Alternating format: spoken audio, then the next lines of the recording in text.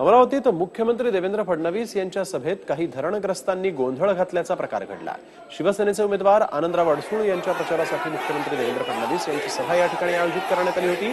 त्यावेळेस काही धरणग्रस्तांनी काळे झेंडे दाखवत घोषणाबाजी केली। अमरावती जिल्ह्यातील परतवाडा इथे मुख्यमंत्र्यांची ही सभा होती। मुख्यमंत्री भाषणासाठी उभे राहताच 20 ते 25 जणांनी निषेध असो अशा घोषणा देत मुख्यमंत्र्यांना काळे झेंडे दाखवले। योग्य मोबदला आणि पुनर्वसन न झाल्यामुळे प्रकल्पग्रस्तांनी मुख्यमंत्र्यांसमोर हा गोंधळ घातल्याचं आता समोर आलं। घोषणाबाजी करणाऱ्या लोकांची जमीन धरणामध्ये गेली असून या लोकांना आपल्या जमिनीचे परतावे द्यावेत अशी लोकांनी मागणी देखील केली होती।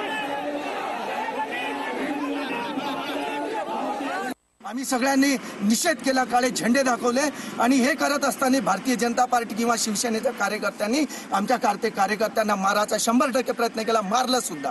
ही एवढी शिकांतिका, एवढी तानाशाही, ही सरकार कशासाठी आहे? अरे सरकार आमचं मायबाप आहे, आम्ही कुणाकडे जायचं, कुणाकडे आमची समस्या मांडायची, कुणाला न्याय मागायचा?